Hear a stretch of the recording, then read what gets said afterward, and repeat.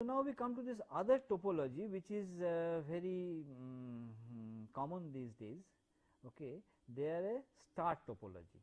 A star topology looks like this, as I have shown. That means there is a hub, central hub means say the center of a wheel is called a hub. So we have a central hub, and a number of nodes are connected to this hub. Okay.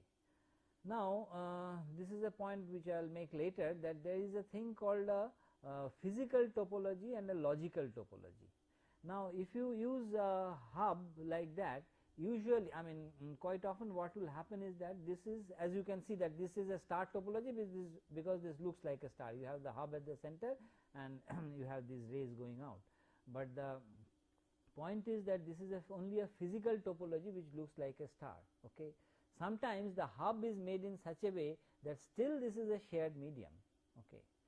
Now what is the advantage of making of converting what was previously a bus, that means a simple cable, which was a shared medium? Of course, a shared medium has its problem of security, it has a problem of how to, that means synchronizing the use, etc.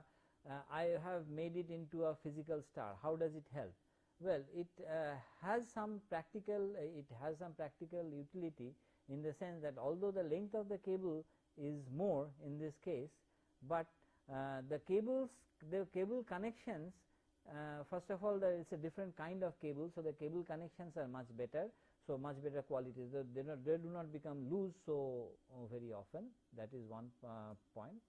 And the other point is that when you bring all the connections together centrally, then you can handle the connections at one central point, whereas if you have a long running cable, so where it has become loose, that you will have to find out by going around, so that becomes a bit difficult.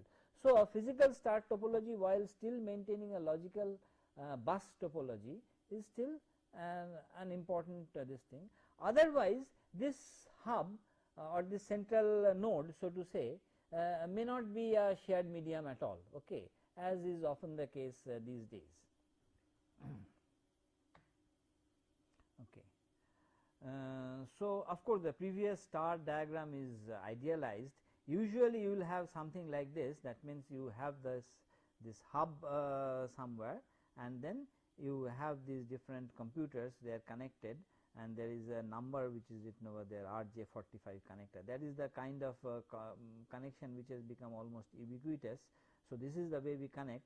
So and these cables are something like your, let us say, the kind of cables which connect your telephones. Okay, maybe they are slightly better grade, but that is the kind. So they are basically very thin kind of, they are called UTP cables, that is unshielded twisted pair cables. So they are basically easier to handle, they are also cheaper, and these connections onto these RJ45 connectors on both sides, they are much more reliable than the previous thin LAN or thick LAN, but the physical diagram would look something like this.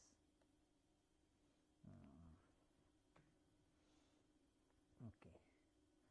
And then of course you can have an extended star topology, that means different stars may be there which are connected to which are connected in some manner. That means the hubs in those stars, they are connected, and those hubs may be shared, but they may not be shared medium at all. So they may be what are known as switches. So these switches are connected. So we have, say, if you look at this diagram, you have these different maybe switches, and from each switch we have a star connection to the different computers, and the switches are connected in some fashion. Maybe you can call that also a star. So this is an extended star topology.